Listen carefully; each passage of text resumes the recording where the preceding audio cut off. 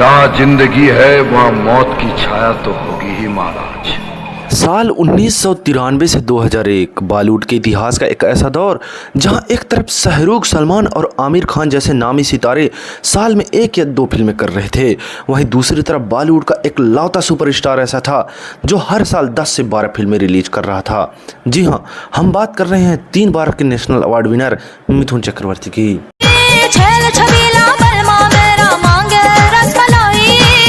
लेकिन कहानी सिर्फ फिल्मों की नहीं है, कहानी है एक ऐसे जीनियस बिजनेस माइंड की जिसने मुंबई की चकाचौंध से दूर ऊटी की पहाड़ियों में अपना खुद की एक समांतर यानी कि पैरेलल फिल्म इंडस्ट्री खड़ी कर दी थी। एक ऐसा अनोखा बिजनेस मॉडल जिसमें फिल्में कभी फ्लॉप नहीं होती थी। गुजरे कल में अपराध की दुनिया का बेताज बादशाह था मैं। प्रोड्यूसर कभी कंगाल नहीं होता था और डिस्ट्रीब्यूटर हमेशा मुनाफे में रहता था। आज की इस वीडियो में हम डिकोड करेंगे मिथुन चक्रवर्ती का ऊटी एरा यानी कि उनका बिजनेस मॉडल। कैसे बनती थी ये फिल्में, क्या थी इनकी बनने की रफ्तार और कैसे बिना किसी बड़े प्रमोशन के यह मॉडल करोड़ों का मुनाफा कमा रहा था। चलिए जानते हैं।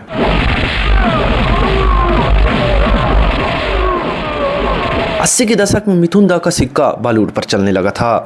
डिस्को डांसर बनकर उन्होंने ग्लोबल स्टारडम हासिल कर लिया था।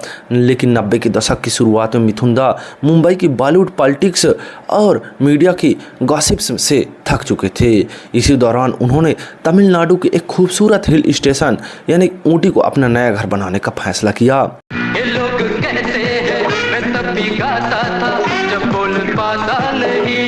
वहाँ उन्होंने द मोनार्क नाम से एक लग्जरी होटल चेन की शुरुआत की।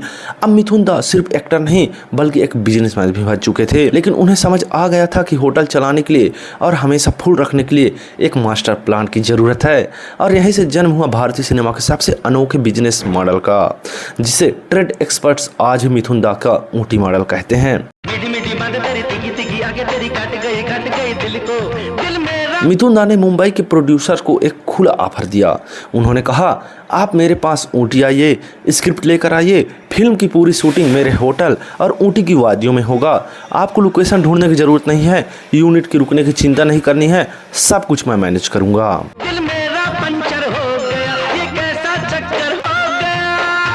इस बिजनेस मॉडल की सबसे बड़ा यूएसपी थी रफ्तार और अनुशासन। आज एक बॉलीवुड फिल्म बनने में 100 से 200 दिन लगते हैं, लेकिन मिथुन दा की ऊटी फैक्ट्री में फिल्में मैगी की तरह बनती थी। अच्छा हुआ अपनी मौत को मुझे माफ कर दो, मुझे माफ कर दो। इस मॉडल के कुछ कड़े नियम थे दोस्तों। The 30 day rule. जी हाँ, फिल्म की शूटिंग 25 से 30 दिनों के भीतर हर हाल में पूरी होनी थी। मिथुन दा सुबह 7 बजे सेट पर पहुंच जाते थे और शिफ्ट खत्म होने तक बिना थके काम करते थे।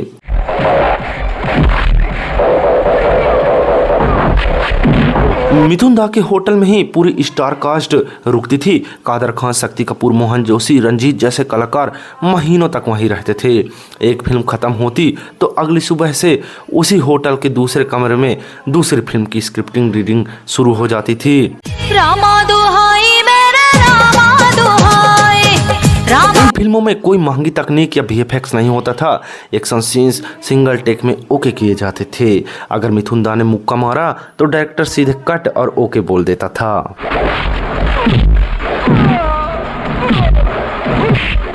रफ्तार का अंदाजा इस बात से लगाइए कि साल 1998 मिथुन दा की कुल 16 फिल्में रिलीज हुई थी। एक ही साल में 16 फिल्में बतौर लीड एक्टर देना एक ऐसा वर्ल्ड रिकॉर्ड है जिसे आज का कोई भी सुपरस्टार तोड़ने की सोच भी नहीं सकता है दोस्तों।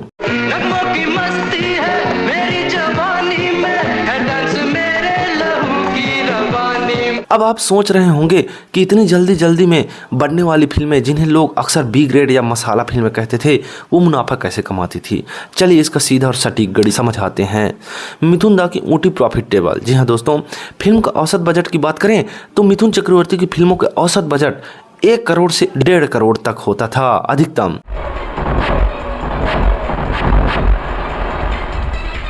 और मिथुन दा की फीस करीब एक फिल्म के लिए 30 से 40 लाख रुपए होती थी और बाकी पेमेंट होटल, लॉजिंग और फूड के रूप में एडजस्ट हो जाती थी इसी फीस में दोस्तों। और अगर शूटिंग की खर्च बात करें तो 40 से 50 लाख सब कुछ ऊटी में होने के कारण ट्रेवल कास्ट शून्य होता था दोस्तों। क्योंकि अब मैं इंद्रजीत नहीं चंडाल हूँ। अगर हम थिएटर डिस्ट्रीब्यूशन राइट्स की बात करें तो हर टेरिटरी यानी कि जैसे बिहार, यूपी और सीपी बरार को यह फिल्म महज 15 से 20 लाख में बेच दी जाती थी।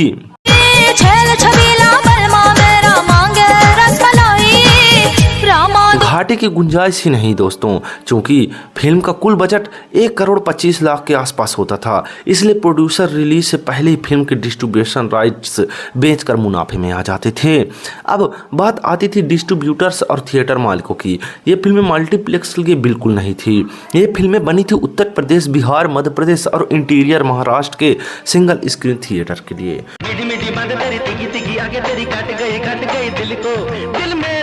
वहाँ की मास ऑडियंस को सिर्फ 3 चीजें चाहिए थी: मिथुन दा का एक्शन, भारी भरकम डायलॉग और सस्पेंस। फिल्म थिएटर में 1 या 2 हफ्ते तक हाउसफुल चल गई तो डिस्ट्रीब्यूटर का पैसा वसूल हो जाता था। इसके बाद जो वीडियो कैसेट, VHS, VCD और सैटेलाइट राइट्स के जरिए कमाई होती थी वो शुद्ध मुनाफा होती थी। इस मॉडल में किसी को लॉस यानी घाटा शब्द का सामना करना ही नहीं पड़ता था।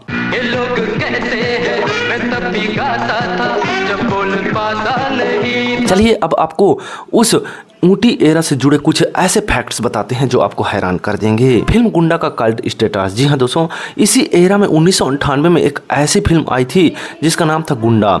रिलीज के वक्त यह फिल्म फ्लॉप रही थी।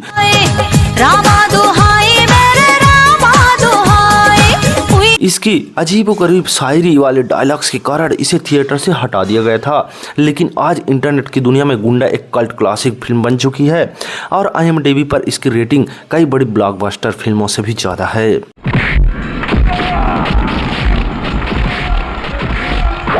बजट बचाने के लिए कई बार मिथुन दा के होटल द मोनार्क के सेफ, वेटर्स और गार्ड्स को ही फिल्म में विलेन या गुंडे के पासिंग शॉट्स में जूनियर आर्टिस्ट बना दिया जाता था। जी हाँ दोस्तों, दिल मेरा पंचर हो गया, ये कैसा चक्कर हो गया। डिस्ट्रीब्यूटर्स की रोजी रोटी की बात करें तो 90 के दशक के अंत में जब बॉलीवुड में मंदी का दौर आया था, तब छोटे शहरों की सिंगल स्क्रीन थिएटर्स को बंद होने से सिर्फ मिथुन चक्रवर्ती की फिल्मों ने बचाया था।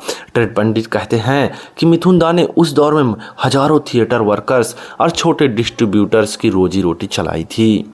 अच्छा हुआ अपनी मौत को मुझे माफ कर दो, मुझे माफ कर दो। साल 2002 के बाद जब मल्टीप्लेक्स का दौर आया और सिंगल स्क्रीन्स कम होने लगे, तब धीरे धीरे यह ऊटी एरा भी थम गया। लेकिन मिथुन चक्रवर्ती की यह मॉडल आज भी इस बात की मिसाल है कि सिनेमा सिर्फ आर्ट नहीं, एक बेहतरीन बिजनेस भी है। बिना किसी कॉर्पोरेट फंडिंग के, बिना किसी PR स्टंट के, सिर्फ अपने नाम और काम के दम पर 1 दशक से ज़्यादा भी पूरी इंडस्ट्री को अपने इशारे पर चलाना, यह सिर्फ और सिर्फ 3 time national award winner Mithun Chakraborty ही कर सकते हैं। जहाँ जिंदगी है वहाँ मौत की छाया तो होगी ही महाराज। दोस्तों, आपको मिथुन दा की ऊटी एरा की फिल्मों में कौन सी फिल्म सबसे ज़्यादा पसंद है? क्या आपने कभी उनकी कोई फिल्म सिंगल स्क्रीन पर देखी है? कमेंट में अपने अनुभव जरूर शेयर करें। और अगर यह वीडियो आपको इंफॉर्मेटिव लगी हो तो इसे लाइक शेयर जरूर करें। ऐसे ही शानदार बॉलीवुड स्टोरीज के लिए हमारे चैनल को सब्सक्राइब करना बिल्कुल भी ना भूलें दोस्तों। मिलते हैं अगले वीडियो में। जय हिंद।